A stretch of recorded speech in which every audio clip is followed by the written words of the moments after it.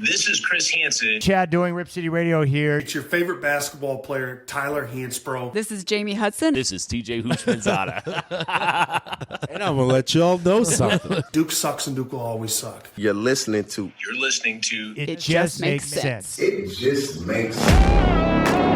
Listen, this podcast is not about being right. It's about being entertaining and sometimes right. If you do jinx this, You just jinxed it. No, you jinxed it. No, you did. Already You have no calling idea a what's win coming. with 11 minutes left is the definition of a jinx.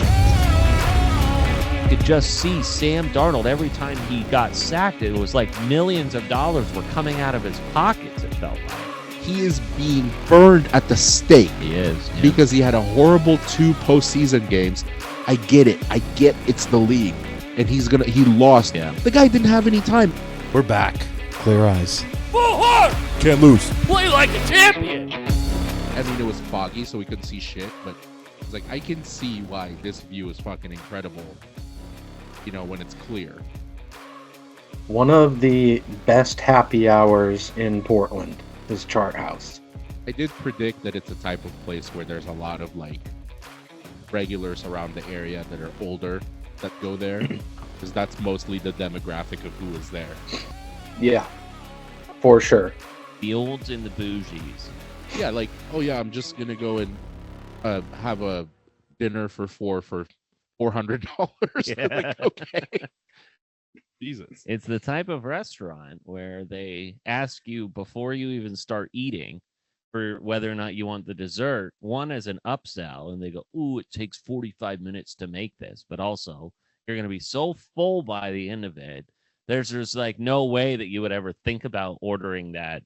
To be fair, there's always room for dessert, and we didn't really have dessert options. It just said on the one thing we were planning on getting already, allow 30 minutes for this to be made, and it's the lava cake that we were going to get anyway, but they did present it to me with a candle and all that shit, so I appreciate it. What about the happy birthday?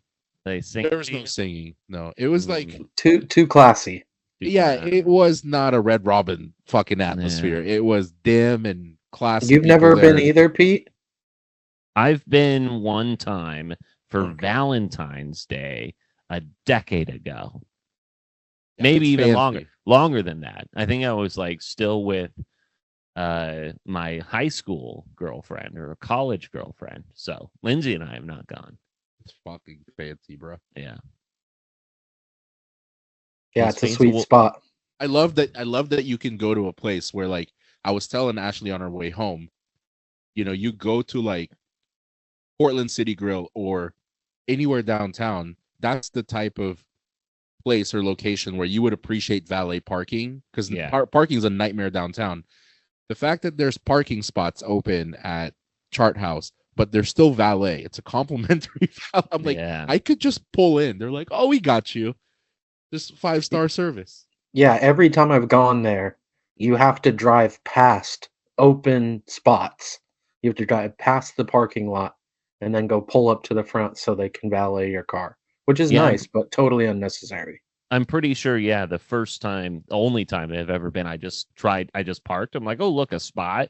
And then they ran to me and they're like, no, you have to, they made me pull out, go check in, and then they pulled it into that parking spot. And wholly unnecessary. But it is unnecessary. And my objection would be oh, you just want to get tips. This is another way for us to pay for something. But to be fair, when they handed us the keys on our way out, he wasn't expecting a tip. He actually walked past, was like, thank you. You guys have a great night. I hope you enjoyed your experience. And didn't stand there.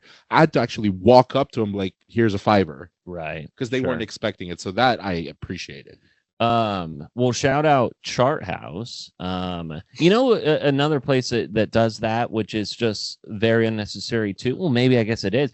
Oswego Grill. So I tried to go to a FedEx office, Oswego Grill, not too far away from here. It was lunchtime, And I'm just like, in there, there's a Killer Burger, there's, I think, a Chipotle, there's a FedEx, there's the Oswego Grill. They had the whole valet. It was totally packed. I had to like park in a neighboring office park and walk through a forest just to go to the FedEx. It was like, what the hell? I mean, again, Lake Oswego, you got a bunch of old retireds here, and they were there. Just getting the quick Caesar salad. Yeah, lunch, on a random lunch Tuesday. That No the valet parking for spots. lunch is impressive. They're doing well for was. themselves. Yes, indeed. Those are people that have more than an hour for lunch. I don't have time for this shit. Bro. No For joke. sure. That the Starbucks in that little area. Every time I go to that Starbucks, the same two old guys with their Labradoodle, always wearing a raincoat, sitting outside in the same spot. It's like dedicated for that. Sex traffickers. Yeah, probably. Absolutely. It's easy. Yeah. Easy to spot. That's how you know is Well, the rain jacket. Well, they took care of our dearest friend Juan Magoo, the Chart House did, for his birthday. Happy birthday to you, Juan. Last year in the Happy 30s, birthday. baby. I feel younger than ever. Do you? I do. I Good. have less pain this year than I know, did yeah, you previous you're years. getting weight off those joints. So I love Yeah. that for you. I Happy don't birthday. feel 39. I feel 34. 30. There you I'll go. take 34. He's Benjamin buttoning before our eyes. I'm Simon Birching in front of all you fucking asses. I don't even I know if also- that's right. I also feel 34. So, Are you 34? No, I'm 31. Oh, wow. Yeah. We bet in the middle. I know. Braxton, even though it is Juan Magoo's birthday, I have a present for you, Braxton. So we occasionally will get from my work in the foods, the grocery business now. Muttons. I have myself a hat. It's a white hat that has a circle emblem on it that has a shrimp on it. It says, "I love shrimp." And I thought you would wear it ironically. I don't think he'd wear it ironically. I think he'd just wear it. Yeah. I would absolutely wear it unironically. I He'd I Bubba enjoy Gump this shrimp. I enjoy shrimp. Yeah. So Why anyway, was I the first person that came to mind?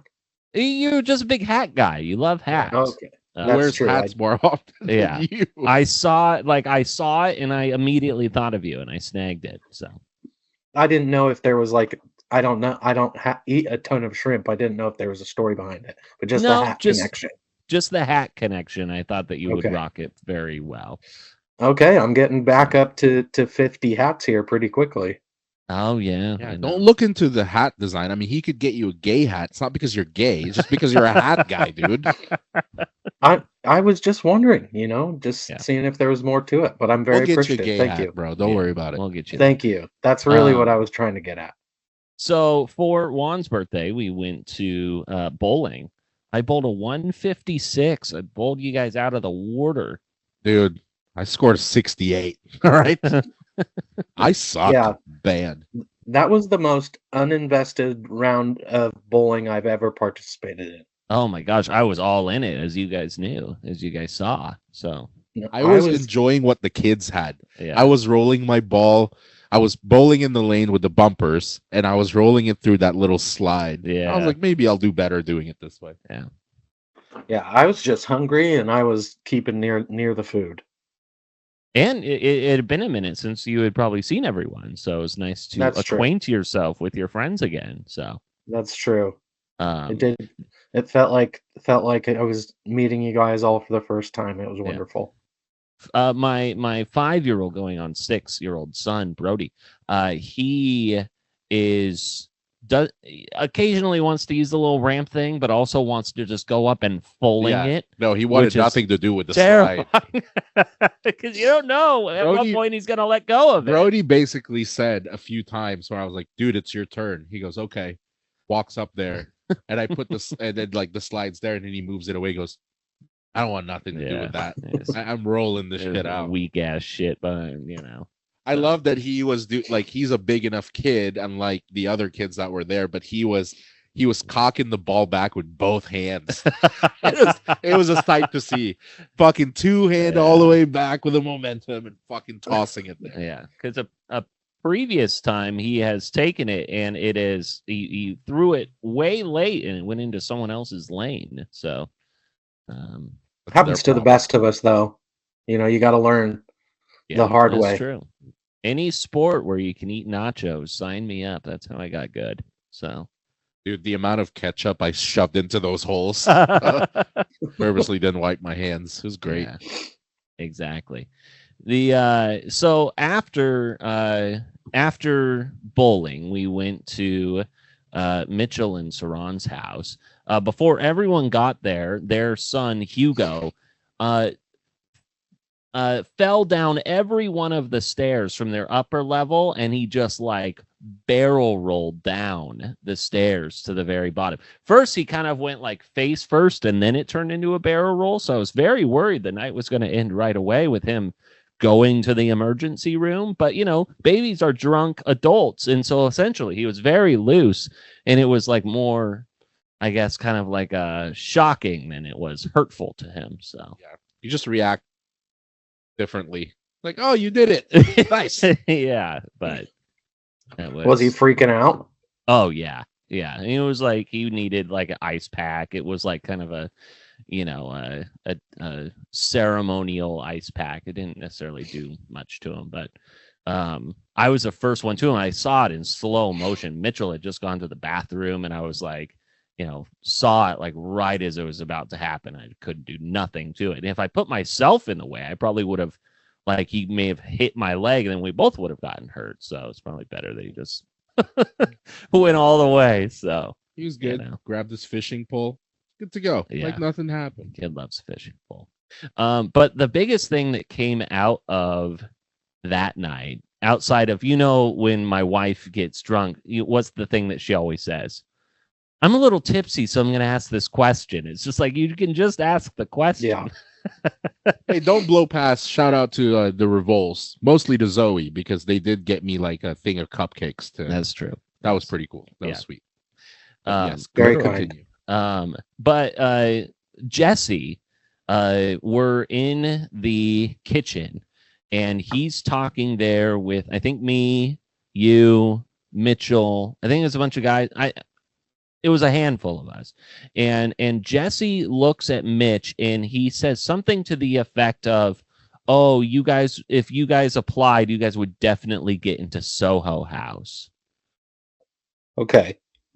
That's the beginning of how the night went, because then I go and I think Miguel goes, what the hell is SoHo House? Yeah, he basically looked at Mitch and Saran and was like, you guys are SoHo House people. Yeah. So for us that are clueless about what the fuck that is, so then Saran knows people in LA that are members of SoHo House.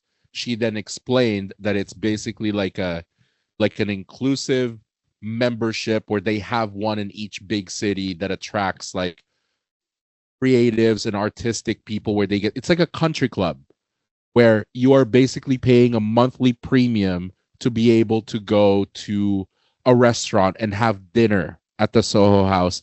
They have a gym and they have a pool and they have a bar. So it is a way for you to pay money on $40 cocktails and, a $300 per person dinner. Yeah. And this very exclusive group. And so they're regional. So they're the first one. There's now one in Portland. I guess it opened last year. It's the first one in the Pacific Northwest. Think about all the big cities, and there's one SoHo House.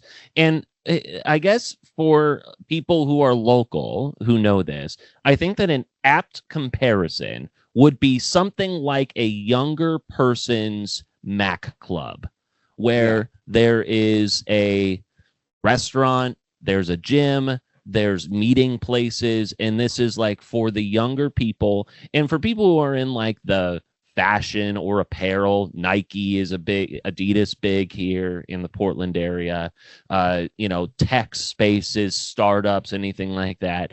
Essentially, it's like a networking gym, and it looks cool. It's just like I have never ever in my life heard of this. And here Jesse was saying, "Oh, you guys are Soho House people," and then it just like opened my eyes to the fact that there is this like, you spend hundreds of dollars every quarter just to have access to this, just so that then you can have a meeting space, go to a bar where you're spending a ton of money on cocktails and blah. So did they don't have the pricing public, right? No. Yeah, because I think it's like thousands of dollars. Because my understanding, yeah, like the Mac Club comparison is very accurate. It's the same as like if you mix in, you're basically a member at Royal Oaks without the golf for younger people. yeah, and the only difference I would say is the Mac is like athletic and fitness focused, whereas Soho House, as far as I understand, is more about like Artistic, the restaurant, bar, networking, creative. Anybody goes there. You know what I mean? The snooty beesies, bro. Yeah, and I've heard like it mentioned in like rap songs and stuff like that. Really? Okay. So I guess it's not new to the Drake scene. has I think talked it's about it. Gotcha. It's been around for a couple decades, it sounds like, but just like we're not the snooty folks. So just we not didn't in that. know. There's a reason we don't know about it. Yeah, right. And so that was just like I felt like I was like being judgmental to it, but I was really just like I've never heard of this. You was curious, George. I was a curious George. He turned his ass up. I can't. Yeah.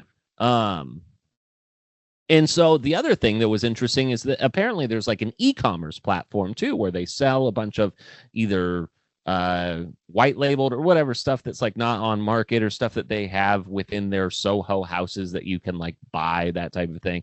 And I looked it up. I think it's a pretty good deal. It's like if you're a quote unquote member, you get like 15% off plus free shipping if you spend like, I don't know, $100. Yeah, it's not $30. It's not a black market, it's a white market. So you can get Korean kids, you can get white kids. Perfect. Just so you know. Buy 12, get one free. Anyways, if none of y'all have heard of Soho House, that's how. So we were sitting around drinking, talking about this because people had questions. And the whole time I was like, why not apply? See what the fuck happens. So I was filling out the application form and Ashley's like, will you stop? We're not paying for this shit. Right. So I applied. And I was saying, and before you say so you have to apply. It's not just like a sign up and go membership. It is an application to be reviewed by a panel of people to then possibly interview you more to deem you worthy of entering Soho. So you can't just like say, hey, I want to pony up all this money. It's that like we'll let you know if we want you to pay us that money. Yeah, they so don't now want you rich losers. Yeah. So now that's where Miguel goes in and he fills out the application and go on. So the application asks you a bunch of questions. Like, I don't think it asked about income. I think it just asked about where you work, how long you've been there, what field you're in. And then there's like a box that says, tell us more about why you want to apply and why you would be a good fit. And I literally said everything that shouldn't get me accepted. I just said things like, I don't like poor people. And I said things like, I am sick of being around peasants who don't pay for premium streaming services and are okay with watching commercials. It's like, and then I said Makes a bunch of random, shit that should get me turned away. And then today, I get an email back that says, we would like to further discuss your application. Like, I said the most horrid things that maybe they're so intrigued to fucking meet me now. They're like, this guy's exactly what we're looking for. We've been wanting a guy to help keep all of our snooty asses grounded. Yeah. And I think it's him. And it is. They're right. Yeah, I am that. And guy. also, you're brown, so they would, And you know what? Up their when they run a background check, they'll realize that every streaming service we have is not premium. We watch commercials like peasants. Yeah, you even share platforms. Yeah, Yeah, You password we don't pay share. for half of them. Yeah. It's great. What if that was legitimately part of their process? Like, okay, show us your streaming subscriptions. Do Yeah. you You're in the pay middle for of no what? ads? You're in the middle of watching Silo, and then someone just mirrors your screen. And they're fucking looking shit up. Yeah. Oh my gosh. So, well, that's part of it. So, Get ready, guys. We're about to pay a premium for cocktails here soon. Yeah, I can't wait to hear how that ends. SoHo House Portland has a rooftop pool. They do an Talk about infinity pool, summertime yeah. get-togethers, So- huh? All right, I love that. I'm gonna walk in there covered in gold. How about that? So, might as well. speaking of exclusive places to go, I wanted to talk to you, Peter, and you, Yeah. Miguel, but I'm sure this probably pertains more to Peter. The Treehouse. The Detroit Lake Treehouse. Yes, I told you guys that we went up and chose our plot. I didn't know that you went up. I knew that you said you selected a plot. I wasn't Yeah. sure what that process was like. So your whole thing is that you have this flat at Detroit Lake, and you put in an application years ago, right? Yeah, 4 years ago. And what comes with it? Tell the world about it. So essentially, it's lakefront, property, and it's this large private campsite. And we have it comes with a boat slip, so we can get a boat. And basically, all the spots start out as just a deck, and you can build up on that deck. Now, everybody shares the spot with one other individual or family, and the person who we share it with, excuse me, has been there for a couple years, so they have built up on it, but it's still fairly bare bones. And I'm assuming that they're going to be open to, if I, a younger individual who has friends who know how to do shit and build shit, that they would be very open to us making some upgrades. Obviously, we'd have to approve that with them, but we obviously not right now, but we need to get our heads together and brainstorm as to what's possible, because I'm not able to do a lot of that stuff, but I know like you and Jesse are. Yeah, this concept is so intriguing to me because, like you said, Braxton, you get essentially the deck, and then when you give up your rights or whatever, to this, you essentially have to like dismantle the thing that you built, right? No, so you just you don't leave have it. to do that. You could just leave it. Yeah, and it goes to the Okay. next person, but you don't get any of the like they don't like pay you for what you've done. Gotcha. You just leave it behind. Okay, I guess misunderstood that. Yeah, if you feel so inclined to be like, hey, this is my materials, I'm going to take this stuff back. I assume that you could, but no. So yeah, the person who was in the place before us, whatever they contributed or built up or whatever, they just left it. And you can just kind of like, some of these places are like really like built up at this point. There's like one I feel like has like multiple levels. Yeah, I know that. Yes. Oh, Braxton has No. is Sorry. that's okay. So yeah, my mother-in-law has a spot up there, and they have hot and cold water. They have electricity. They have a shower. They have a loft. They have a like master bedroom. So they've had theirs for a long time, and they've done a lot of work to it, and it's very, very comfortable. So that's what we're hoping to do with ours. You just get over to the years, enjoy it obviously. while you're there, but there's no equity. Like, Right. But I think the best part about that is, as much as I enjoy boat day out there, and I don't want that to stop, I do like that little beach entry more. So Yeah. having that house and being able to hang out in that area with a dock, I kind of like that better than like boat day. Yeah, and you in a can way. just go like, hey, it's gonna be really nice, but like last minute stuff, like you could just go. Like you don't even have to like really plan it. You can just go. It's great. Yeah, and To book a boat. Now we don't. That's what's great. We can go Yeah. out there and swim and use the slide and diving board. And Miguel stayed in the lodge. They have a lodge that can easily sleep like, comfortably, probably 6 to 8 people. And we can rent that. It's $25 a night to rent it for your group.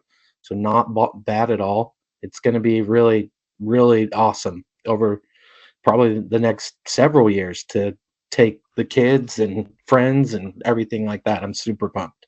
So, did you have a follow-up of things that you wanted to talk about as it relates to building this thing out?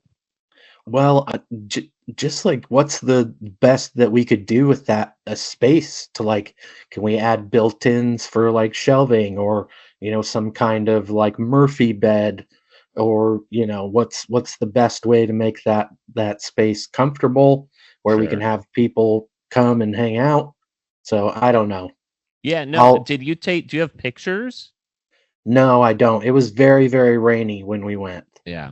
I I'd think love to go down and check it out. obviously the possibilities are endless, but seeing what that like from hanging out at Julien's house, I think ultimately when you start having all your friends over and their kids, it's less likely that we're all gonna stay at Oh yeah, that I know tree that. house. So I think as long as it's comfortable, you do enough to make it comfortable for your family. But I think, and also you're never gonna go there in the winter.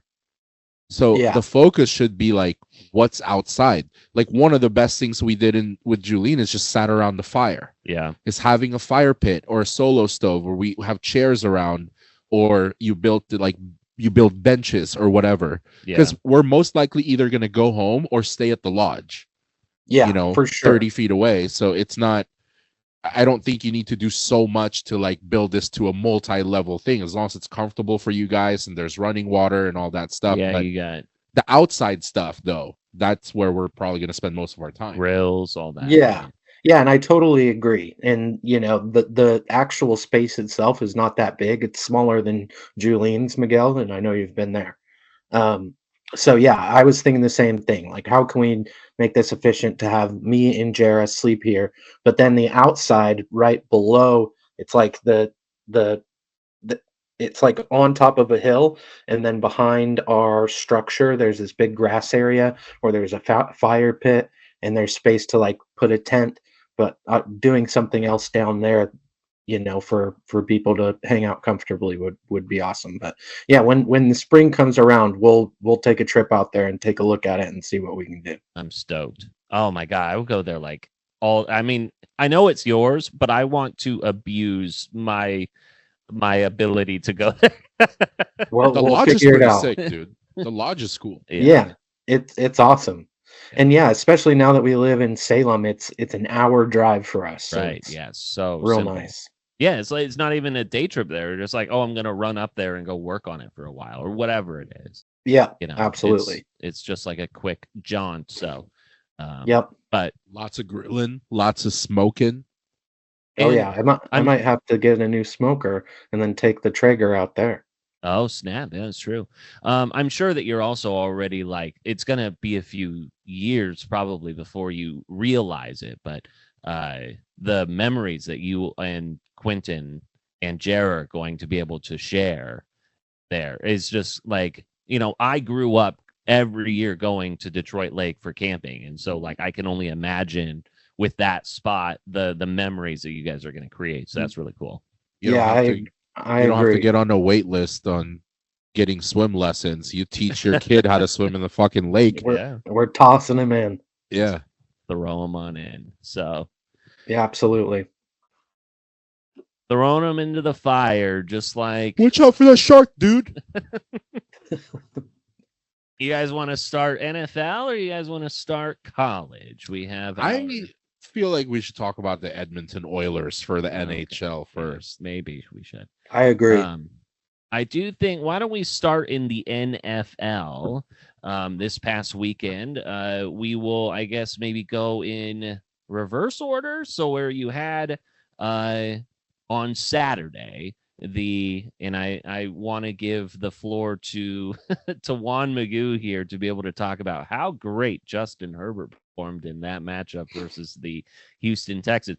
And mind you, Justin Herbert does not throw interceptions. And he threw 4 on Saturday. It was insane that the Texans, who were written off by everybody, a home underdog, ends up dominating that game.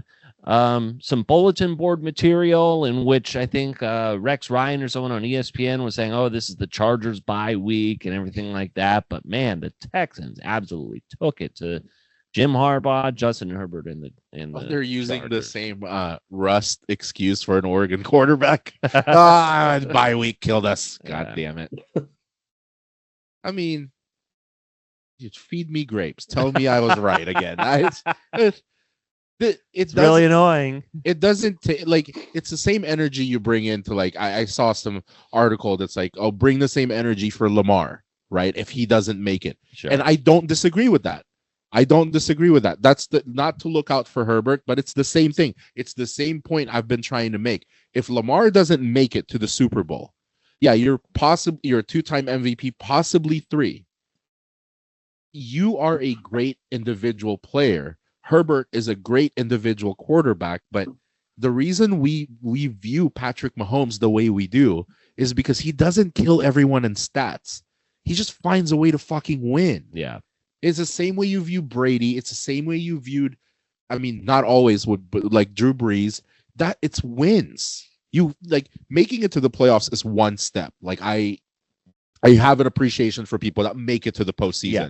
And they did it. How about it? And they did it. Herbert's been there. Herbert's been there more than other people that I shit on. And in their first year with Jim Harbaugh. So Braxton and I proven correct about how Jim Harbaugh will add a few wins to your total when maybe you shouldn't. Yeah. So. But ultimately, if you've gotten past that step, because unfortunately, this is it's business filled with vultures. You are judged based on what you've done for me lately.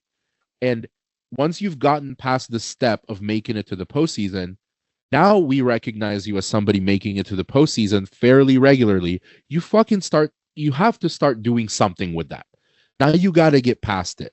You got to make it to the big game, possibly win the big game. That's harder, but give yourselves a chance to get there, because people will be able to say the same thing about Lamar Jackson. Great fucking MVP caliber quarterback. When's the last time you've been in the fucking Super Bowl? I mean, you guys are great. You have Derrick Henry. You don't make it here. When are you going to fucking make it, dude? Yeah. He's going to get judged the same way. Yeah, I agree. And I totally agree with you as far as Herbert's performance. I mean, it was absolute shit. But if I'm a Chargers fan, obviously losing in the playoffs sucks, but I would come away from this season pretty happy, because going into this year, I'm pretty sure a lot of people were saying, hey, it's a rebuilding year. We got Harbaugh. We got some good draft picks. Let's see what we can do with this in the next 3 years. And he was able to take them to the playoffs year 1. So, hi, Cusco. So I would come away with this thinking that the season is a win, and I'd be pretty excited for what's to come. But overall, that was a terrible game. I will not be against people that see the silver lining and see the positives in that. I do understand, as much as I hate negative people, I do understand people that don't necessarily have that view or have that opinion of we can come away with this with feeling like it was a victorious season because things are looking up, right? Because of the business of the sport that he's in. You're not guaranteed to be able to make it through a whole season. You're not guaranteed that from injuries of not just you, but around you. It's hard to be positive about a quote unquote rebuilding in the NFL because you don't know what that roster is going to look like the following year. You don't know if Herbert is going to be able to play a whole season. So you almost have to look at it like, man, why didn't you take advantage of what we had this season where you were there? You know what I mean? You're not guaranteed anything. We can see a Joe Burrow type of season where he played the whole way, but Cincinnati, think about the seasons where he wasn't around. Yeah. He got hurt the first game. Like any one of these teams could look like that and be like, we were so close. You should have taken advantage of it. Yeah. Unfortunately. I mean, in the AFC, and we'll talk about some of these, like you're obviously like going up against these Goliaths in the Ravens, Bills, and Chiefs dynasty as well. So I think that, again, to Braxton's point about like, hey, you take this as a bit of a win here because you have a new coach. You got rid of a lot of like top heavy contracts as well, guys who were like part of your old nucleus where you just go, are we sure about this? And yet then you get like, Lad McConkey who comes out big, and then you get some good growth in within both the offense and the defensive side. So you can keep building with Quentin Johnston, who's a pretty solid receiver. Like if he figures out small things, like he's pretty talented. Yeah.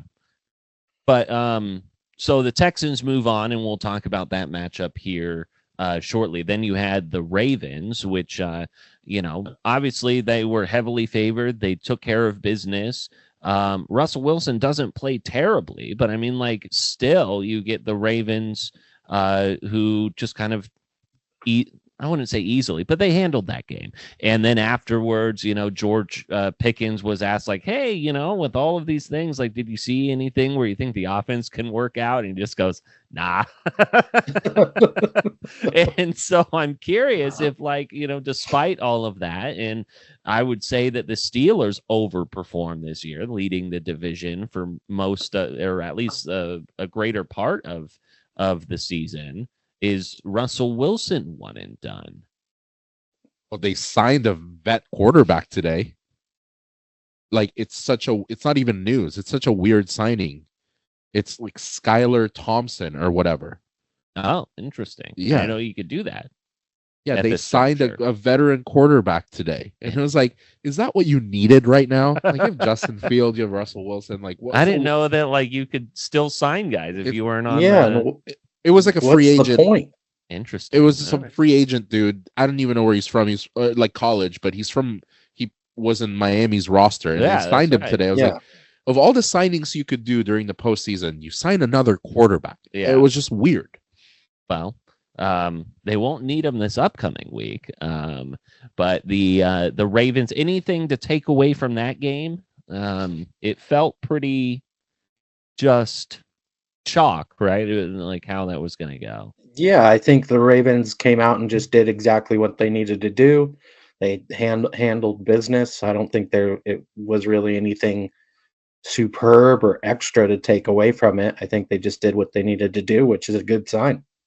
The Broncos made it interesting for a quarter against the Bills, and then the Bills proceeded to outscore the Broncos. Let's see, 31-0 in a rout there in Buffalo. The line went there was 8.5, I think it was. So I think that people were expecting more than a touchdown. I was a little surprised that the Broncos just kind of like, as easily as they scored to start the game, just then did nothing to finish it. I think postseason NFL shows you one thing: as talented as a team can be or an individual player, experience comes into play a lot. And I think as talented as Bo Nix and Marvin Mims and all these guys, you have somebody that's been in the postseason. Yeah. Like not just Josh Allen, but like Kincaid's been in the postseason. And yeah, they have a lot of young crew, but their defense has been in the postseason. I think you saw that, and I know we're probably going to touch on the Vikings, but experience comes in handy when it comes to being there. Performing under the bright lights and making more mistakes. People, like, teams are on it. They're on fucking point. They're ready. They're more ready than they were in the regular season. So if you give them even an opening for you to fucking turn the ball over, it's game over. Yeah. And it can get out of hand quick. The one cool thing that did come from this game from the Broncos and for Ducks fans, the first rookie-to-rookie touchdown in playoff history, NFL history, and it was Troy Franklin and Bo Nix, which is pretty cool. that was a dot that Bo Nix threw to him too. I think it was like something 42 yards or something like that. Guess who had that as a first touchdown score? Did you? I did. So was it parlayed again? Something? It was parlayed. Yeah. That's why I didn't win. It was parlayed with a Devontae Smith first touchdown, and it did not work out. Josh Allen throws for 272 yards, couple of touchdowns. People are chants of MVP. James Cook, he rushes for what is that? 120 yards. So I keep trying to look for, until you've been proven wrong. I am looking for these are the teams that let me down in the postseason. The Ravens let people down in the postseason. The Bills have let you down in the postseason. Now this heavyweight matchup is happening on Sunday. It's the two teams that people expect to be at the end are going to play each other, and hands down the best fucking game this weekend. Yeah, we will. I cannot wait for that. We'll touch on that here in a second, but spoiler alert, the home team and the Buffalo Bills, a home underdog, which we'll touch on. But another, when you think about experience and such, and I know that they were here last year and they beat the Dallas Cowboys, but the Packers did not show up on Sunday against the Eagles. They were looking like shit heading into the playoffs, though. Yeah, I don't think people had a huge expectations. They did not they weren't rolling heading into the playoffs, unfortunately. You know what cost a lot of people money on Sunday was Saquon at the end of that game, who broke free and then decided to slide there midfield. He had a wide open field. Of course, as many people did. I think I had a Saquon Barkley anytime plus an Eagles money line. And I think I was probably plus 100 or plus 110 or something like that. Of course, that doesn't go. But I mean, he's like, oh, well, I could have gotten hurt or something. I was like, shut up.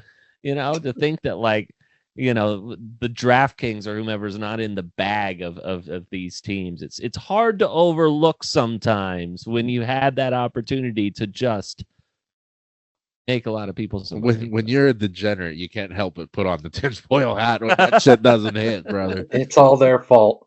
So he did get clowned on the sideline for that. I think they were like, "What the fuck are you doing?" Yeah. He goes, "What do you mean? It's technically more dangerous to slide too. It's not any fucking safer." Yeah, dude. what Just happens go. there? And wouldn't he have broken a record or something if he scored, or so there was something where I think everybody that's true. was like, "Oh, he's so unselfish." The team. And it's like, it wouldn't have mattered if he scored. They're not going to come back and win.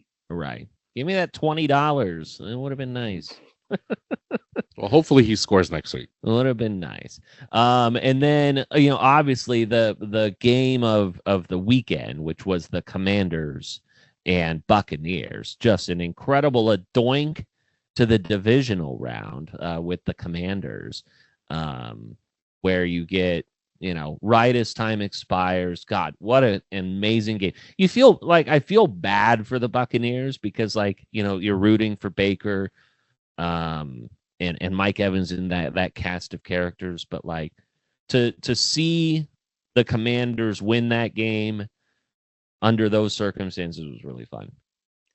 Yeah, and I agree. The Commanders have been a team, especially over the last 10 years, with I forget the previous owner's name, but just an absolute slime ball. And Dan something? Dan Snyder. Yes, that's right.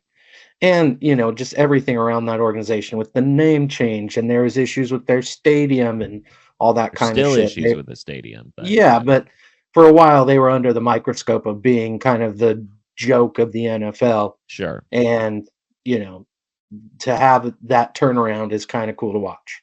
Tampa Bay is a team that they're I wouldn't call them average, but what the average fan cheers for. You want them to succeed. And that Baker kind of rubbed people the wrong way in college, and then he became the guy that's become a journeyman and kind of jumped around, and lately you've been cheering for him. It's fucking eating him up because he fucked that up. Yeah. That turnover, that was his fault and nobody else. That was brutal. It's brutal to lose that way. But I think that game, even though it's postseason and it has nothing to do with regular season awards, that ended any doubt between Bo Nix and Jaden Daniels. I mean, the gap is it's been Jaden Daniels with great performances from Bo Nix, but this kid is fucking incredible, insane. Because it's not like you're just impressed by his individual stats and his rushing yards and how, he's throwing touchdowns to McLaurin. He's finding ways to fucking win as a rookie. That is incredible. And being able to bounce back from mistakes as well. Yeah. Like Jaden Daniels was not without mistakes in that game, but to be able to overcome them and end up winning that game. 24 for 35, 2 touchdowns, 268 yards passing for Jaden Daniels. They get a nice let's see, who do they get now? The Commanders. The Rams. They'll get that's not right. No, Rams play the Eagles. Rams play the Eagles. They'll get the Eagles. Is it Commander Eagles? No, the Rams play the Eagles. Commanders will then get the Texans. Let's Lions. They'll get the Lions, I think, because they're going to be the lowest ranked one. So it will be the Lions Commanders, on Saturday, which we'll talk about. Bye, Jaden Daniels. This is where it ends, unfortunately. And possibly bye to Sam Darnold with the Minnesota Vikings. An absolute trouncing. I turned that game on a little bit late yesterday, and it was like in the second quarter, and it was just the game was already over. There was just like almost no point. The Rams sack Sam Darnold 9 times. It is a playoff record, or at least a tie for a playoff record. And you could just see Sam Darnold every time he got sacked. It was like millions of dollars were coming out of his pockets. It felt like. I get, again, not to be a broken record, I get the nature of the beast. I get the nature of the beast with the league and how it functions and how it's viewed with people's opinions and media and fans. Darnold was celebrated and was praised with a 14-win season. Yeah. Especially because nobody expected it. You move on from Kirk Cousins, and this, for some reason, and I've never agreed with this, the shining light that everyone was waiting on was J.J. McCarthy. Yeah. The guy that won the fucking national championship, handing the ball to Blake Corum and had an incredible defense. Yeah. He's the answer. Yeah. He's fucking our savior. No. Mr. Game Manager here. This fucking guy, he's not going to save you. Sam Darnold gave you an incredible regular season and made the playoffs. And now he is being burned at the stake. He is. Yeah. Because he had a horrible 2 postseason games. I get it. I get it's the league. And he lost possibly $14 million by performing that way.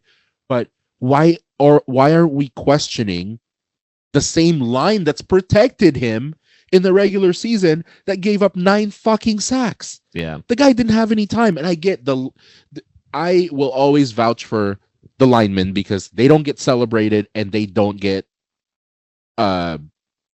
tortured. Yeah. If they don't win. Darnold got the praise, and naturally he's getting people judging him and burning him at the stake. I get it, but I can't help but not look at the fucking line, dude. Like, you didn't give this guy any time to throw. He had 1 touchdown in 2 games. Yeah, I think that, like, really anything in professional sports, the moment right now is so magnified that everybody's going to give him shit. But he's going to get paid next year by somebody. There's going to be plenty of teams that are going to look back at this season with enough time that has passed, and they're going to see, 14-3 record, took him to the playoffs, wasn't even supposed to start. I'll pay this guy. I think he's going to be okay. I mean, like, I think he made $10 million, something super low this year. Like, he's poised to make at minimum 3 times that. If he ends up getting franchise tagged by the Minnesota Vikings, which they very well could do, he'd probably make around like $44-45 million. But yeah, like at a certain point, to your point, Miguel, is that, when you're sacked like the 5th time, you're probably starting to see ghosts. I mean, Sam Darnold notoriously is the one on the sideline who says, like, I'm seeing ghosts out there. He's not immune from ghost seeing. I think what we really should look at and what we should focus on coming up on next season isn't like, we're not looking at Sam Darnold. We're looking at what Minnesota does. Yeah. Because you either prove that I know loyalty doesn't really exist in professional sports, but you either prove that you're loyal to a guy that brought you 14 wins in the regular season, or you are the poverty franchise that we thought you were. Yeah. Because if you go with JJ McCarthy, I fucking guarantee you're not going to see any better. That guy is not built to be a fucking NFL quarterback. Yeah. What do you think he's going to do the same thing he did at Michigan? No. The guy is not. I wasn't high on him in the first place. I'm like, this guy's not going to save you, dude. Well, I mean, like, obviously, like, there was some, like, where you talk about, like, you get the right guy for your system or whatever it is, and maybe Kevin O'Connell sees something in McCarthy that is like, hey, like, if I'm a QB whisperer, it doesn't matter who it is. Similar to, like, what goes on with Kyle Shanahan. He's made it work a ton of times, even with Mr. Irrelevant and Brock Purdy. And so, does Sam Darnold, will he be on the Vikings next year from a franchise tag perspective? Or do you see him more likely on like a 2-3 year deal, say with the Titans or the Raiders, or even like the Indianapolis Colts as an option? I think that the Vikings are a smart enough organization that they will take advantage of the franchise tag. I mean, that seems, even if you do want to go to McCarthy, Sam Darnold seems to be the type of person that will say okay to a QB battle. And if he does get beat, will, maybe be willing to be helpful. But I think at the end of the day, Sam Darnold's going to beat him in that QB battle. And it's not terrible for JJ McCarthy to sit another year either. Yeah. Right. And so if you've got a JJ McCarthy, but when you look at Sam Darnold, and I feel awful for him, not because like I have some sort of allegiance, but again, it's kind of like everyone up into the last 2 weeks were like, oh my gosh, like how can we make a case like we've got to pay this guy? And then in these 2 weeks where the games mattered most, I mean, you're talking about to be the number one overall seed, you don't show up. Then you get into the playoffs, you don't show up. That's also a team thing where you just go, okay, now it leaves the door open to say, like, how easy can we get rid of this guy? Which is unfortunate because, like, he was poised for $50 million, and now he's like, maybe 35, which is not nothing for a guy who's about to get like a 300% pay raise for. But the problem performance. I have with his situation specifically is perception. Yeah. There is a certain perception that the league puts on people. The same problem that I've had with the quarterbacks that we've talked about with the Herberts and the Allens of the world. When you end up getting put on a pedestal and you're essentially the face of the league, you have less of a concern when it comes to seasons like this. Yeah. Because why are we right now talking about Sam Darnold, who potentially have just lost everything he built this regular season? He threw 35 touchdown passes and got a team to 14 wins. But guess what? Herbert's not going anywhere with the Chargers because he's fucking Justin Herbert. Yeah. He threw 4 picks in his last game. Didn't do anything in the playoffs. But right now, Sam Darnold has to be concerned about his job, and Herbert isn't. Because he's Sam Darnold, because he failed with the Jets, because he has jumped around.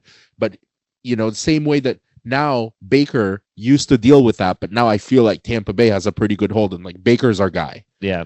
Why doesn't Darnold deserve that? I think you've proven enough. To throw 35 touchdown passes and get a team to 14 wins is not luck. He is skilled. But you're no longer questioning who's around him. It's his fault. Right. Come on. Well, I think that it's just like you look at like, hey, we have in our brain committed to this person as the franchise quarterback. And I mean, the dilemma on the other side is what we have seen with the Atlanta Falcons, right? The Falcons getting rid of Kirk Cousins despite paying all of that money.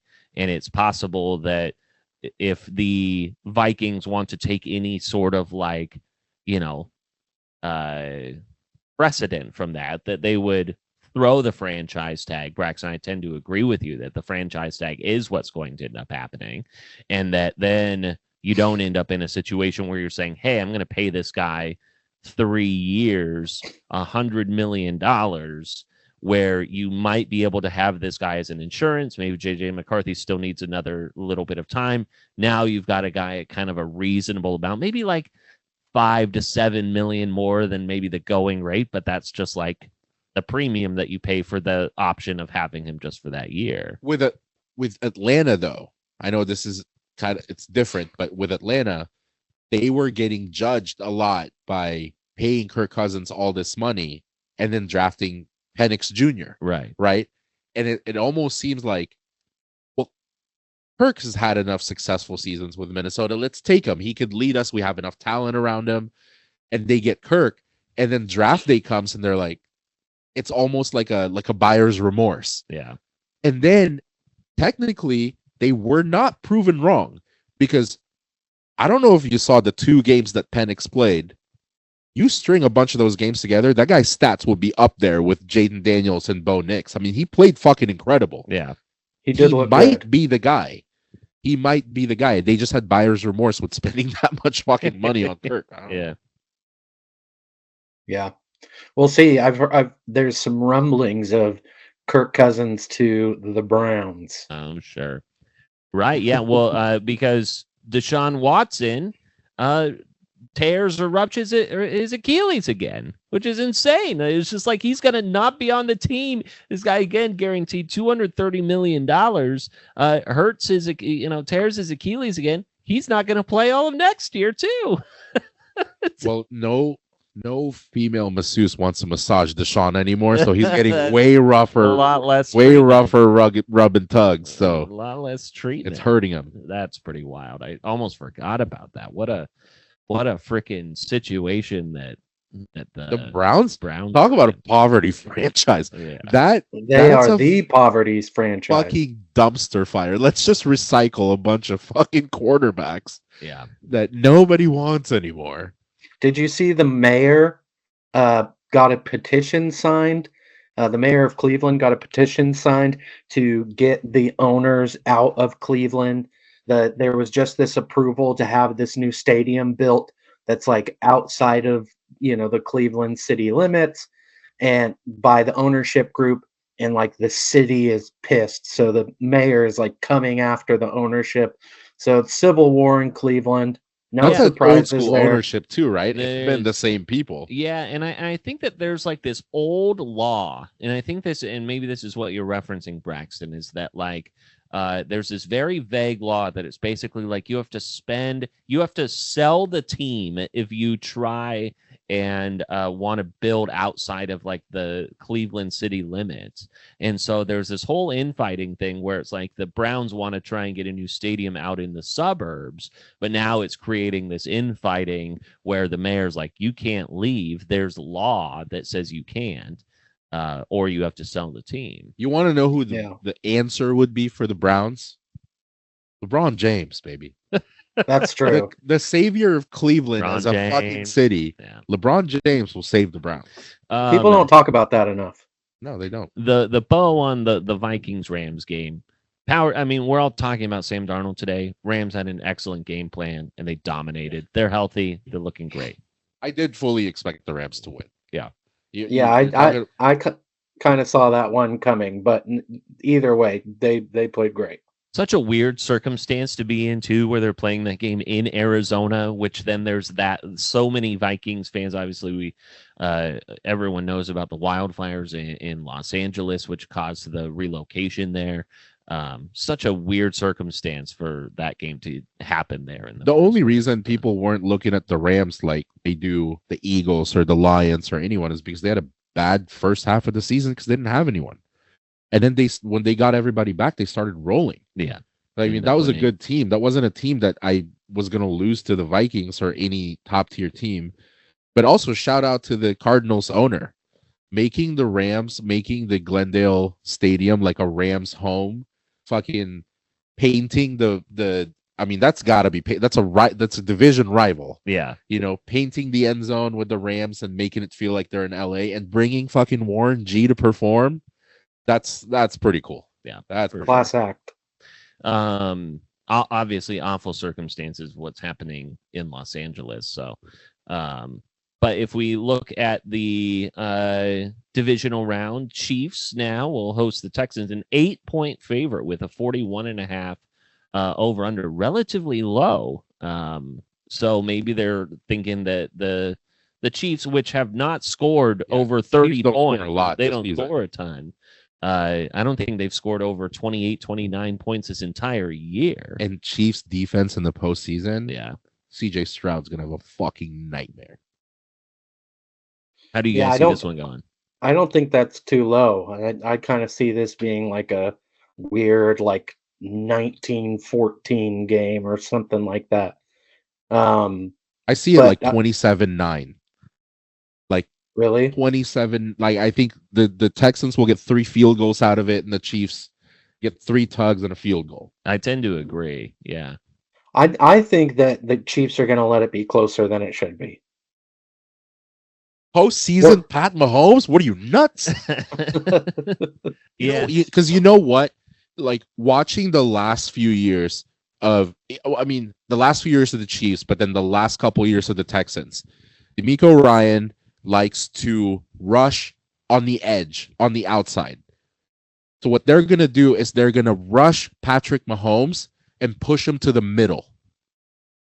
And Mahomes is going to get, like, I would take, betting perspective, I would take Mahomes at like over 25 rushing yards at least. Because the middle is going to be wide open for him. Yeah. Shout out Kevin Anderson. He's listening. I got that from him. Yeah. I think that I wouldn't be surprised if the pressure that they put on CJ Stroud is going to limit his ability to it's going to rattle him, right? You disrupt that. At least one interception, maybe doesn't even throw a touchdown. I think that CJ Stroud absolutely falls flat on his face. I think the X factor for this game, if the Texans can make it close, is Joe Mixon. Yeah, they would have to run the ball. Have to run the ball because they're that secondary for the Chiefs will shut Stroud down. Yeah, I mean, like, right. Nico Collins is your threat, but I mean, like, you're only as good as, how well you can in the ball. CJ Stroud has not had a good year.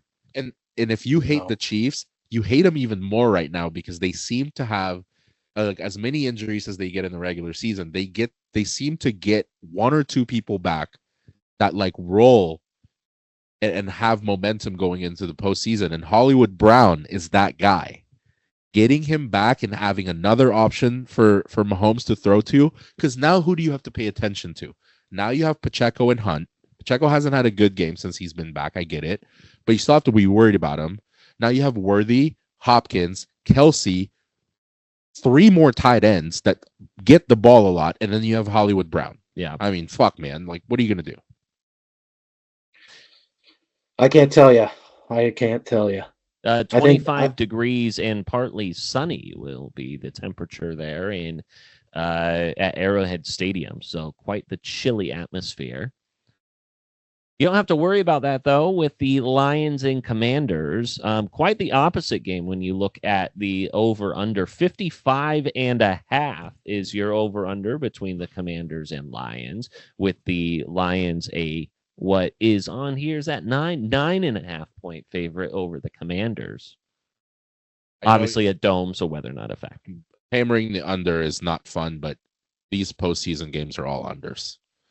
I am going under totals on everything. Even Lions and Commanders. I mean, we expected the Lions and what was the Vikings to go over. Yeah. Defenses step up, man. Like in the postseason, you're not expecting a fucking 80-point game. So if you were teasing this, would you tease it up to 68.5, or would you tease it down to try and capture the 42.5? I'd tease it up to the 60s. So I don't think they'll get to the 60s. Yeah. Agreed. And Montgomery is back? I think so. Right? I don't know if that's been announced. I saw him in an anytime touchdown option. Then yeah, he's back. I think he's still questionable, but it's looking good. Bet that's voided if you pick them. Fucking DraftKings. Obviously the Lions have 2 of their coordinators in Ben Johnson and Aaron Glenn, both as potential head coaching candidates. That Lions defense, no, is definitely a formidable one. And maybe you go to the Commanders, hey, you look good, but this is the end of your road. Well, Ben Johnson, did you hear where he was possibly going? I mean, I know that he interviewed with the Lions or with the Bears, but Oh, college, oh no, there's no way. Oregon. Shut up. Landing's Get outta out. here. Landing is a failure. Get out of here. It's going Damn. Ben Johnson to Oregon. Sad to hear it. Me and Dan were so close. Yes, you were. Braxton, any takeaways from this game here? No, I honestly don't think this will happen. I think the Lions handle business, but it would be fun if the Commanders kept this close. What a fucking upset, though. Imagine if how would you view, like, think about how we think about Jaden Daniels now. Okay, he's clearly a pretty solid quarterback, especially as a rookie. What if he beats the fucking Lions? Yeah, I know. That would Not be a lot of nuts. people would are talking about that. Yeah, I 'Cause- mean, it's definitely possible. It wouldn't be like, such an underdog upset. I don't know. Like, it's definitely within the realm of possibility in my mind. It's more possible than people think because the Commanders' defense is no joke. Like, they have a pretty solid fucking defense. If Jaden Daniels beats the Lions, he gets MVP. Fuck Josh Allen and Lamar Jackson. I think Jaden Daniels gets it. A team playing with house money is always a dangerous team. And the Commanders are very much surpassed all expectations. And hey, why not take the darlings of the NFL this year to the brink and possibly beat What them? about a Commanders Texans Super Bowl, huh? Oh Huh? my God. How about that shit? Oh, Gross. God. Oh, Yeah. woo! Then you have what I think will be, well, in the NFC, you have the best game of the weekend, the Rams and Eagles. You have the Eagles hosting that game. They're 6-point favorite, 43.5 is your over under. There is major concern because normally it'd be Eagles all the way, but Eagles lost a pretty good defensive player last Sunday in Dean, and Darius Slay got fucking hurt after he caught that pick. So he might be questionable and Dean's out.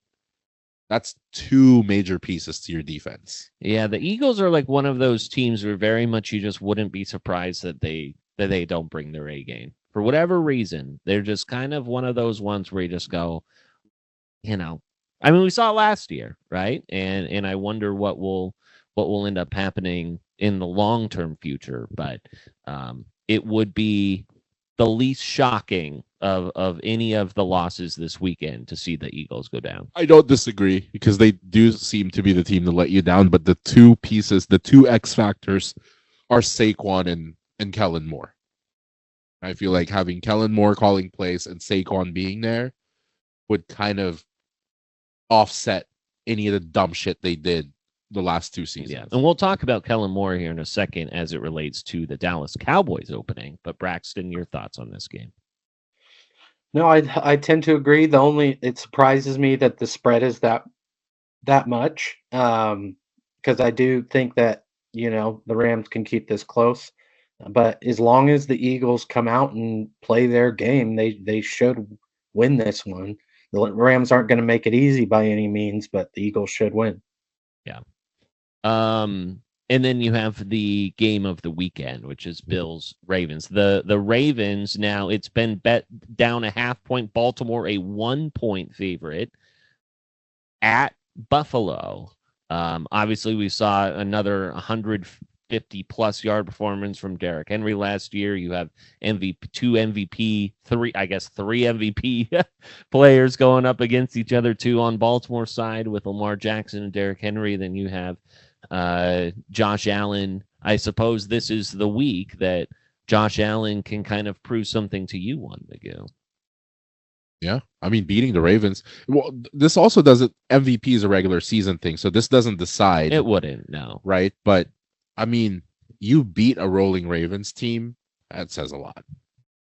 I think that says a lot about either him deserving the award, whether even though it's not decided in the playoffs, but just like going further in the postseason and beating a Ravens team that's projected to win the whole thing, it would be pretty impressive. Yeah, I mean, I'm rooting for the Bills. I want to see Josh Allen win, but yeah, I mean, I would be surprising. They say that it's a regular season award, but there's a reason it hasn't been announced yet. You know what I mean? True. Yeah. I wouldn't. Also, my Bills takes apparently have not been taken well, especially from one of my buddies. Kevin is a huge Bills guy. He's been a huge Bills guy, and he listens. And he told me last week, he goes, "Not a fan of your Bills take last week, man."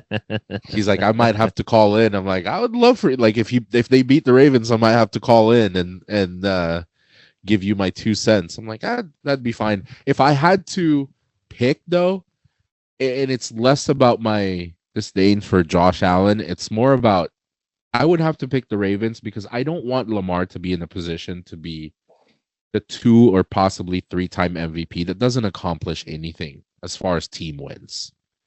Like I don't want that to haunt him. I want him to like make it to the game or get close, something. Yeah, and to your point earlier, it's like if you can't do it this year of all years with Derrick Henry and the other weapons you have, it's like what else do you need, man? Maybe you just don't have it. Yeah, Mark Andrews is getting older. Like you don't know if you're going to get the same production year after year. Do we know the status? Zay Flowers going to be out, right? Or is he potentially like he got hurt? So now you have like Isaiah Likely as a possible candidate to get some more catches. That might be a nice value play for some betting. But the loss of Zay Flowers cannot go unmentioned in this either. Absolutely. From what I've heard, it does not sound like it's looking like he's going to play. Yeah. So I think that like if I look at up and down this weekend, I think I would go Chiefs, Lions, Rams, Bills would be my picks of the weekend. I can't pick against Philly. And this is kind of like a betting thing. Like, I mean, I wouldn't be surprised if like the Rams, I would throw the points on the Rams, the points on the Bills, and then when you look at like straight up stuff, I think this is one of those weeks where we might not be able to place a group bet because there's too many 50-50s. Yeah. Like, I don't know who to pick with the Ravens and the Bills, and I don't know who to pick with the Rams and the Eagles. Yeah, I mean, it's tough. I would probably, betting-wise, go the same way as you, Pete. I think that the Eagles are going to win, but I don't think that they cover. And then, same thing with the Bills. Is it? Do you have it up? On DraftKings? Yeah. I can look it up here. Because the only guaranteed ones here, like, we picked the Chiefs and we picked the Lions. After but those that, aren't it's even like, guaranteed. That's true. Are we looking at points or money line here? Money line. Okay, so then Lions. What does it look like if you do the Chiefs, Lions, Eagles, and Ravens? That would be 4 at plus 274 is all you get. So what does it look like if you go Chiefs, Lions, Rams, Bills? Now you're looking at plus 834 for your odds. So, but then if you go, okay, like what about my points here? So if you take your points, you get Bills at plus 1.5. You get so if you take Chiefs, say we take the Chiefs at minus 8.5, you get the Lions just because you have no idea what's going to happen there at money line. Rams at plus 6 and Bills at plus 1.5. That takes you to plus 726. So 5 each, $15 takes you to $123.94. So sounds good just to gamble, but I do not feel confident. I do not feel confident with that. So, I feel like we're just throwing $5 there. Yeah, I'd rather go this. touchdown scorers. Yeah. Yeah. And we probably don't have that yet. It's too early in the week. So at official IGMS, we'll see if we can settle on a bet here. But yeah.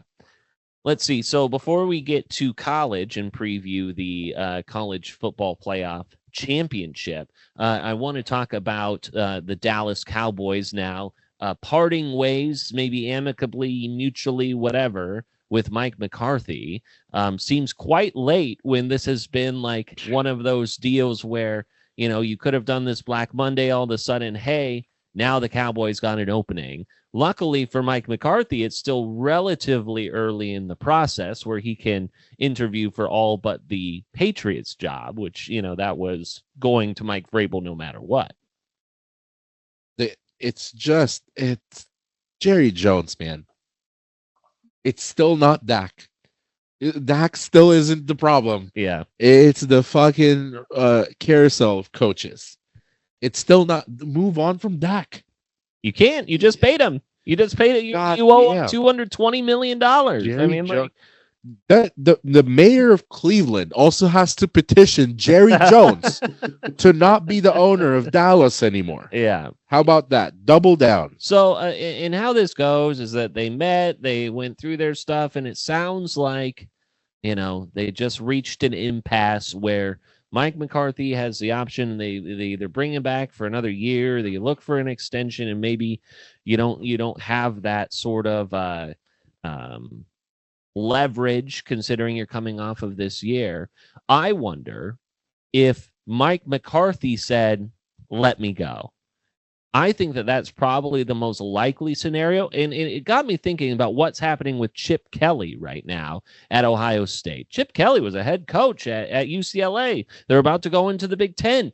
Big eyeballs, big money, all this other stuff. We probably realize, hey, I'm going to get my ass fired here because I know what this roster is. Rather than do that, he takes an OC job where he takes the pay cut, but he gets to restart the clock there. And I wonder if you're kind of looking at your, your stock, how people perceive you. Yeah, the look perception. at how we look at Chip now. He's about to win the national championship. Exactly. Like Chip could go and probably find another head coaching job and all that other stuff very easily. Mike McCarthy says, hey, let me go. All these, I'll immediately get a job and I'll get myself at minimum another 3 years, if not 5, somewhere else. Rather than being a disgraced coach or whatever and having your stock kind of diminished after what will probably be a failed season next year in Dallas. First of all, I know that it's all we're spectating, but I do agree with that it most likely went that way with Dallas rather than Jerry Jones going, you're out. But I daydream with the Chip Kelly situation. I do just fantasize about him taking the OC job at Ohio State just to build his stock back up. Just to take the Oregon job and then tank the fucking team. How incredible, how much of a power move would that be? Hey, bring me back to Oregon, remember what I did? And then he just takes it. Oh my gosh. Fuck that Oregon, would be right, guys? Nightmare. That would be a nightmare. Braxton, how do you see the Dallas situation playing out, both from what happened versus where it's going? Yeah, I agree with you. I think Mike McCarthy saw the writing on the wall and also saw, kind of the dysfunction of the organization that he's in. I think he said, let me go and do my own thing. I'll figure it out. And I think it's probably a good decision for him. Get out from under the microscope for a bit. But I think it's interesting that Jerry's already in conversations with Deion. I didn't think that would happen so quickly. And I don't know if I think that's a good fit, but it sounds like, it might happen. So we'll see. Prime's coaching style, as much as I love him, does not fit in the NFL. I agree. He is a you listen to me type guy, and with the prima donnas of the league, that's not gonna fly. Especially in fucking Dallas. Imagine those conversations between him and CeeDee Lamb. That's not working out, dude. You gotta stay in college. Yeah, that's not happening. Yeah, and I think that it's like Deion is the CEO of Colorado. I don't know if any of us know how good of a coach Deion is. We know how good of a mentor he is. We know how good of a leader he is.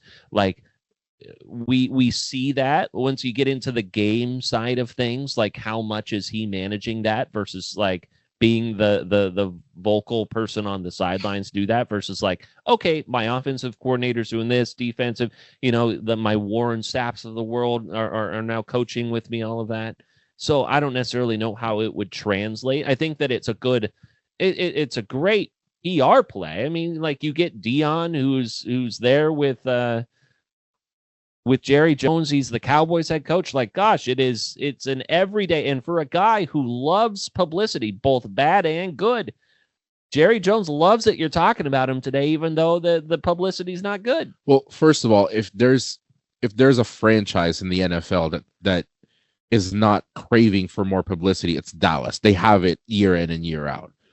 Now, are they going to turn down more because of Prime being there? Probably not. But to say that we don't know what Prime is like as a coach because all you see in social media are his speeches and all that shit, that's absurd. I mean, look at his fucking record. Like, why are we viewing him as like, well, we don't know if his OC is really good and his DC is really good. Look what he did at Jackson State and look what he did at Colorado. I mean, we're not saying that same thing about Bill Belichick. Well, Bill Belichick had a really good OC. No, fucking Prime is a really good fucking coach, dude. Yeah. He's a really good coach. I took that more of as he's not an X's and O's guy. That's more, that's kind of more where I'm going on that. I think that because he's an incredible coach. Yeah, there's no doubt about it. But I don't think like the football strategy is like his number one priority. Right. Like I'm not saying like I don't necessarily think that Prime is cooking up like a revolutionary offense or anything like that. I think he's good about managing his people. And I have no idea. I could be wrong. Maybe I need to watch that documentary. Whether that's right or wrong, how would that be any different than how Dan Campbell coaches? It's not. Well, I don't think that's a bad thing. I don't think it's a bad thing. Like we could say the same thing. Dan Campbell is a guy that rallies people together.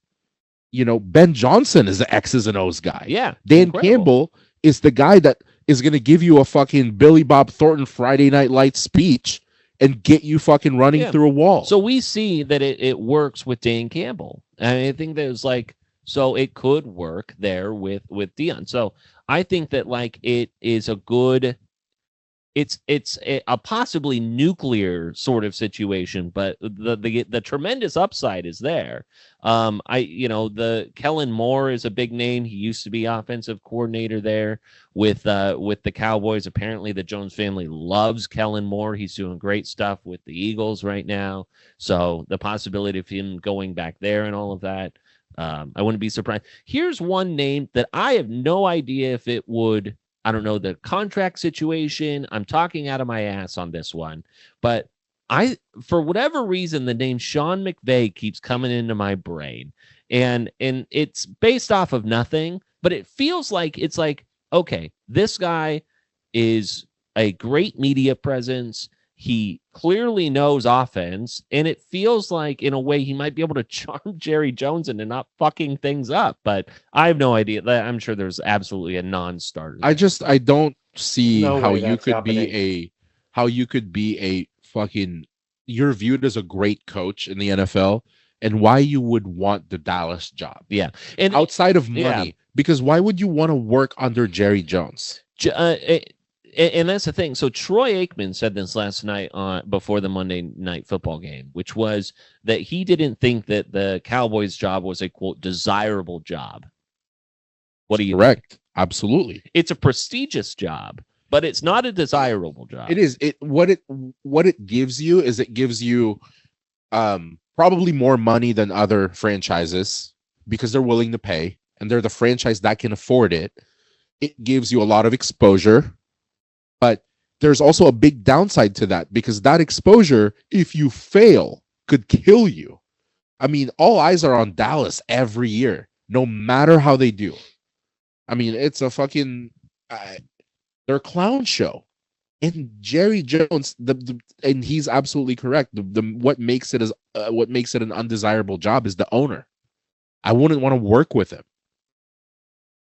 Well, and having the owner also be the GM, it just becomes a convoluted situation. Yeah. And I mean, it's shown over the last, 10, 15, 20 years, the Cowboys never really get the top coaching choice when they're, on the market for one. They get guy who's kind of high middle, as far as priority and as far as want by surrounding teams. So, and I think that's because of what you guys just said. I don't think anybody, who's really experienced and who has won in the league is itching to go to the Cowboys by any means. And historically, they've only hired older coaches because Jerry Jones seemed to be the type that's like, you're older. Maybe I like understand you more. I cater to you better. I don't know, something. I don't see him working out with a younger coach. I feel like he will fucking drive that guy out of the team. Getting a Sean McVay or getting a Kellen Moore, somebody younger, I don't think he will give him the same leniency as he would an older coach. If Kellen Moore comes back, like you can't feel bad for him if things go side. Like he knows what he's getting into. Like he's been there on the staff. So, I wouldn't be terribly shocked if they go that route. I don't think that they're. It's probably for me. It's either Deion, but I think that like Kellen Moore seems to be the immediate front runner that everyone seems to be talking about. I don't know if that's the right hire, but what it is. Yeah, I agree with you, Pete. That I think it's probably going to be one of those two guys. Okay, so the final thing of the night before we get out of here is previewing the college football playoff championship. Guess who's not in it? Oregon's not in it. Isn't that Oregon State's song? Yeah. That sounds like every college song. Yeah, I think that was Oregon State. Was. Ohio State is a 8 point favorite over my Notre Dame Fighting Irish. And, the Ohio State absolutely takes care of Texas. That was not as fun of a game as what we saw with Notre Dame and Penn State. You feel so bad for Drew Aller. I don't want to rehash something that happened days and days and days ago, but man, what a heartbreaking way for that game to end. You just felt icky how it ended. I feel like, I'm happy that Notre Dame won because it helped with our bets. I did lose money to Juan Magoo with this one, but still it puts me in play for our bet, Braxton. But I just felt you don't like that way of ending games ever. No. I think I get both sides of how people view Penn State. It's like, Penn State just loses when it matters, but they're a really good fucking team. And just because they lost by 8 to Oregon, I'm like, they could have won that game. Yeah. They could have won that game against Oregon. That's 45-37. They could have won that fucking game, and they could have gone far in the playoffs. But Notre Dame I think that spread's too big. I agree. I think Ohio State will win, but I think an 8-point, more than a touchdown spread against Notre Dame's defense is crazy. Yeah, I agree. I think Ohio State wins by maybe 3. 3 or 4. Can we place a bet at A? Can we get a bet up there? Just one bet? We might as well go. Yeah. My guy's not going to go for one game. He likes my crazy parlay, so he places them. He's not going to go for one game. Yeah. But yeah, so the 45.5 is your over under the game being played in Atlanta at Mercedes-Benz Stadium. A question too, and I haven't heard a ton of people talking about this, but everyone's been shitting on the college football playoff, the rankings, the seeding, blah blah blah blah blah. If they get to the right 2 teams at the end of it, did it work? Right? Because I think that if we looked at these 2 and we say at the end of it, no one's shocked, and in fact everyone's happy that these 2 perennial powerhouses are in there. Did it work? Okay. I feel like I'm not alone, and I feel like the majority is with me when I answer this. This whole questioning the 12-team playoff, and yeah, we've said BCS, not the answer. 4-team, not the answer. 6-team, 8-team, not the answer. 12's the answer. Yes, we all agree. There's always going to be somebody unhappy. There's always somebody that's going to be outside looking in that is getting fucked. We get that. The only people question, like you, I don't know if you realize this because we all have the same information in front of us. The only people questioning if the college football playoff has not worked are Oregon fans. I mean, I don't know if you see that pattern, but that is the only demographic that's been questioning why it's fucked. Now, do I blame them for questioning that? Not at all, because I do agree you didn't technically get the reward you should have gotten for being undefeated and the number one team overall. I get it. You were placed in a bracket where you're fucked. You had to play. I mean, it's tough to play an Ohio State team for the second time and expect to win. We saw how that happened and how that resulted into you getting your fucking ass kicked. But that's the only group that's questioning whether this works or not. Well, I'm sure that I'm Georgia not. would disagree with that as well. But Yeah, How? and I mean, they had to play Notre Dame. I'm sure that they. Georgia's not complete. Georgia, first of all, how many the people do toughest you know schedule- that root for Georgia? I'm talking about what's put in front of us because we all see the same Sports Center, Bleacher Report, DraftKings, FanDuel, all of the sports articles and all of the fucking articles that we get, the arguments. The main demographic I see, and this isn't something I'm making up, the main demographic I see that's complaining and whining is Oregon. And again, I don't necessarily disagree. I get that it's a tough bracket to be in, but ultimately, if Oregon were placed in a fucking easy, like they should have deserved, if you accomplished that in the regular season and you were placed in a quote unquote easier bracket, you are still going to have to face the tough team in the other bracket. It was inevitable. You're still going to face Ohio State. And I get that. Maybe not in the beginning, but Georgia played the toughest schedule in the regular season. They didn't have their quarterback. I didn't see a single Georgia fan online or anywhere complaining that they faced Notre Dame. It was just how the cards were laid out. They had Gunnar Stockton playing quarterback for him because Carson Beck was gone. Well, I here's the thing. I guarantee you go into any college football forum or whatever that any team that was, lost or wasn't in the playoff, there's definitely people complaining about it. Of course, however, if you target specific forums of teams, there's going to be people complaining. I'm talking in the general public. It's Oregon fans from here and everywhere that's like, oh, they were handed a fucking unfair bracket or whatever. But you're also surrounded by Oregon fans, so you're probably hearing that more. And I know that a lot of the pundits and talking heads agree that it wasn't necessarily, an optimal situation for Oregon to be placed in. But to say that Oregon fans, and I haven't heard this, I definitely don't feel this way, but to say that all Oregon fans are like, oh, the playoff is, messed up, it sucks, it doesn't work, get rid of it. I think that the playoff's great. I love this structure, and I think it gives teams, a lot more teams, obviously, an opportunity. There was literally one thing I would change. Is just, hey, after that first round, reseed everybody so we don't have that issue in the future. Yeah. Because it's going to become an issue. I don't think blow up the whole thing. I think that's a little extreme. And maybe that gives you an insight on who I'm surrounded by. Maybe I need to be surrounded by the people that are fair, that are not fucking fair weather absolute homers. They're all pieces of shit that's one-sided. Maybe I need to talk to the other ones. Maybe, yeah. Go down to Georgia in the SEC and talk to those rational people. Yeah. Why don't you go ahead and talk to those? Those are your type of folk. The 12-team playoff is great.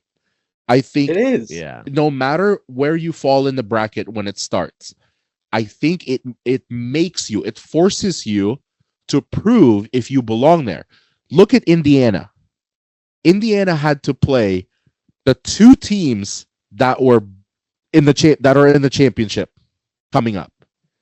And clearly it showed that their strength of schedule did matter because they had a great regular season, but once they faced the two teams that are now facing each other in the championship, they couldn't hack it. Yeah. So ultimately it weeds out the people that are weaker. So when you have this championship, is it Notre Dame's defense that can stifle Ohio State's offense? No, not enough. They're good enough, but mostly mostly for the spread. I don't think this is a blowout win for Ohio State, but I absolutely expect Ohio State to win this game, just not in a blowout fashion. You don't think that by the 8, though? No, absolutely not. No. Absolutely not. Yeah, I'm totally on the same page. And I mean, obviously, Ohio State had an easier run with Texas than Notre Dame had with Penn State, but I definitely agree with you. Like, Will Howard is gonna get his, there's no doubt about that. And then you have what's his name? Jeremiah Smith. Did he have a really crappy game this past game? He wasn't targeted. He wasn't targeted. I barely looked at him. He had one catch for 3 yards and they still won 28-14. He had 7 catches for 187 yards against Oregon. He had 6 catches for 103 yards against Tennessee, and then was an absolute non-factor. 1 reception, 3 yards, and they still ended up winning handily. So They're good, no doubt about it. they're definitely good. Let's see. What do I have here? Oh yeah, my computer's about to die, so we're gonna have to get going here shortly. In the NBA, not a ton to talk about here, other than I might be going to the Oklahoma City Thunder Cleveland Cavaliers game later this So week. you got your old job back? I would be going as a fan. I'm traveling for work to the great state of Oklahoma. Going to Dallas first and then driving up to Oklahoma City. And the Cavs and the Thunder are playing in That's a pretty good OKC. game. It Yeah, was that a should great be game fun. before. Like and 2 of the top teams in the regular a season. possible finals matchup. So very excited about that. Well, Can you you should get a buy it. signature? Can you get an autograph? You want me to get be one of those guys who just like elbows out a kid? I want some. Isaiah Hardenstein. Oh yeah, you don't want Shea. You don't want No. Yeah, you're Spider. gonna get- You don't want. You gonna get us some merch, Pete, or what? Yeah, what do we want here? I can. Whatever comes on the seat. It's just a white Thunder. Is it in Oklahoma City? Just a white Yeah. Thunder shirt. Okay, That's sure. going to be on the seat. The medium. Yeah, but then you have to Yeah. trade it for a 4X or a 3X. Yeah, we'll see. Yeah, what you we can gotta- do there. You got to talk to people around you, sitting around you, be like, "Hey, does anybody have a 4X?" You got, do you have experience bartering with the gypsies? I don't know how many gypsies there are in Oklahoma City. A lot of white people. The only stadium, by the way, that does a pregame prayer with the pastor, chaplain, or whatever. So. I thought you were going to say a pregame white get together. Yeah, why do you think they I always mean, wear same white thing. shirts? It's a whiteout. So, anyways, very excited about that. And then Get a lot of footage and clips for the I'll podcast. do that. Yeah, Get Hopefully you some have good Dippin' seats. Dots while you're at it. some Dippin' Dots. They have some crazy. See what the Burgers I would there, like too. to know the hot dog You situation want, okay, in I'll Oklahoma let you City. know the hot dog. If it's situation. quality, I want to know what kind of dogs they got. Yeah. So Is it Oklahoma City that has the big pork sandwiches where like the pork is over the edge? Or is that I know Indiana? they've done some crazy concessions. I don't know if that's a current one, but They don't eat pork in Oklahoma. They've got some. Okay. That's a lie. That is a lie. So Fun fact. I want to know the hot dog situation. Make sure you check that he out. needs for to us. know the hot dog. Report Yeah, back. Hold on Bob. one second. Yeah. Before we get out of here, I'm gonna actually plug this in because we're at like 2%, and we can't kill the stream here. Dude, I wish the before- there fucking you national championship was on the weekend, not a Monday. I know. Yeah, that is kind of lame. Because are we recording on Tuesday next week or Right. no? Probably. Yeah, unless you want to record on Monday. I mean, Yeah. I'm fine with it, with whatever next week, Yeah. but still. Yeah. I think I will indeed be able to make it up next week. All right. What makes you think that's what we want? I mean, this is a very one-sided that's- offer. May I please? Maybe we like the Yeah. remote you. Yeah. I don't. would love. Because you know what? No one's complained about it being cold in the garage It's fucking in the cold. last It 3 is weeks. cold. I can't feel my. I can't feel my fingers. Yeah. No one's bitching about it, Braxton. I don't bitch about it. Oh, absolutely. Yeah, You yeah. bitch while You- shivering, dude. I shiver. That's an uncontrollable response. No, you say Yeah, You bitch about me bitching more than I bitch in the first place. no. I will give you you. bitch. I will do a reenactment of what you do. Watch this. Can you see me? Yeah. Do you really have to smoke? Well, that you're right. I used to be like that, but now I just go inside. Yeah. While we're recording, I don't think you have that option. And I bitch, you bitch, we bitch. Dude, good You luck bitch. to your Irish next Monday. All right, I have my. because you know you're cheering for Notre Dame because you lose a Benjamin Franklin to me if the Buckeyes win. The Fighting Catholics. No, I lose 50 because Peter's going to pay the other half. No, He's got the hedge. Let's not backdoor these bets. Yeah. All right, get your winnings and losses and then pay the person. I know. I'm going to get the 50 from Pete, and then I'm going to add it to my 50 and pay you. All right, good luck. Good luck, boys. Thank you. Clear eyes. Full hearts. Can't lose.